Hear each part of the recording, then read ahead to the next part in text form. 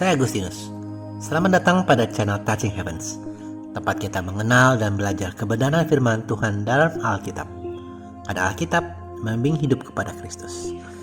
Like dan subscribe untuk membantu channel ini bertumbuh dan firman Tuhan semakin diwartakan.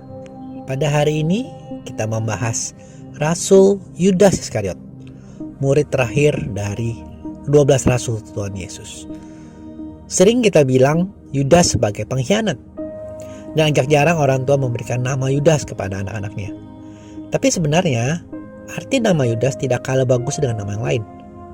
Nama Yudas atau Yehuda atau Juda berarti terpujilah Allah. Dan nama Iskariot bukanlah nama keluarganya, namun dari kata Ibrani isi Kiriot yang berarti orang dari Keriot.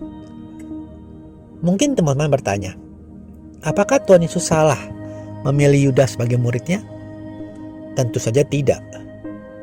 Yudas mendapat kesempatan yang luar biasa. Dari banyak orang, ia terpilih menjadi salah satu dari ke-12 rasul.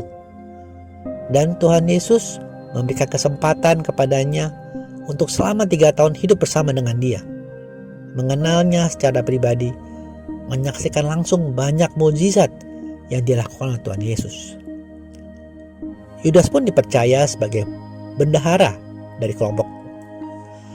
Dan tercatat dalam Yohanes 13 ayat 29. Tentunya ini posisi yang Tuhan Yesus tahu bahwa Yudas punya potensi dan mampu melakukannya. Namun Yudas adalah ilustrasi klasik tentang bagaimana cinta akan uang adalah akar dari segala kejahatan. Dapat kita baca pada 1 Timotius 6 ayat 10. Karena akar segala kejahatan ialah cinta uang. Sebab oleh memburu uanglah beberapa orang telah menyimpang dari iman dan menyiksa dirinya dengan berbagai-bagai duka. Kita dapat menduga Yudas menggelapkan uang yang dipercayakan kepadanya. Ia mencela tindakan Maria saat meminyaki kaki Yesus dengan minyak yang sangat mahal dalam Yohanes 12 ayat 3-6. Bahkan di ayat 6 tertulis, hal itu dikatakannya bukan karena ia memperhatikan nasib orang-orang miskin, melainkan karena ia adalah seorang pencuri. Ia sering mengambil uang yang disimpan dalam kas yang dipegangnya. Tulisan dalam Injil Yohanes ini menjelaskan alasan-alasan tindakan Yudas selanjutnya. Meski menjadi rasul, tapi Yudas tidak mementingkan hal-hal rohani. Yudas hanya melihat sesuatu yang material, yaitu uang. Dengan demikian, dia bisa mengambil untuk mengisi kantongnya sendiri.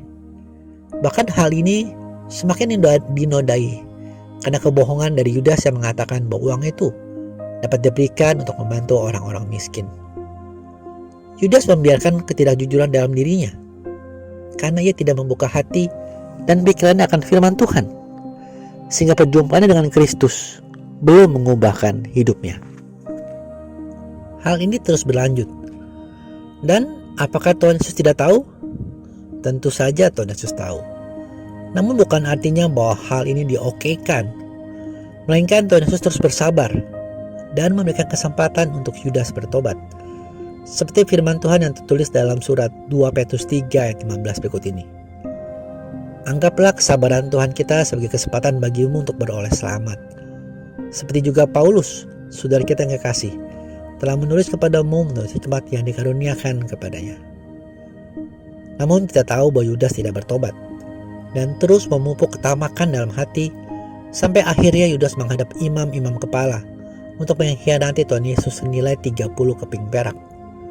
Tercatat dalam Injil Matius 26 ayat 14-16, Markus 14 ayat 10-11, dan Lukas 22 ayat 3-6. Sebagai konteks, 30 keping perak ini di zaman kita sekarang adalah senilai 6,5 juta rupiah. Mungkin nilai yang cukup tinggi jika kita bandingkan dengan UMR Kota Jakarta tahun 2022 senilai 4,6 juta rupiah. Saat Yudas melihat Tuhan Yesus telah dijatuhi hukuman mati, Yudas menyesal dan mencoba mengembalikan uang itu. Tetapi imam-imam kepala menolak, sehingga Yudas melemparkan uang-uang perak itu ke dalam bait suci. Namun setelah itu Yudas pergi dan menggantung dirinya pada sebuah pohon. teman-teman, sebagai manusia, tentu kita tidak luput dari kesalahan. Ada kesalahan yang konsekuensinya ringan, ada yang konsekuensinya berat. Bahkan Rasul Petrus pun tidak lebih baik dari Yudas. Ia pun mengkhianati Tuhan Yesus dengan menyangkal sampai 3 kali. Namun, berbeda dengan Petrus, Yudas hanya menyesali kesalahannya.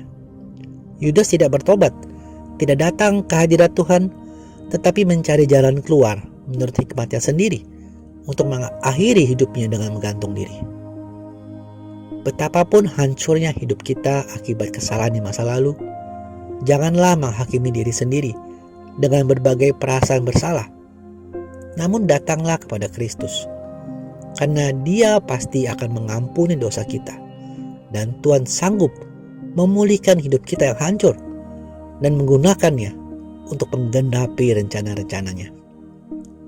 Jadikan kesalahan sebagai pelajaran untuk masa depan. Dan dengan mindset positif, kita berjuang semakin benci pada dosa dan berusaha meneladani Kristus dalam hidup sehari-hari. Terima kasih sudah menyaksikan. Sampai bertemu pada video Kenal Alkitab Rabu depan.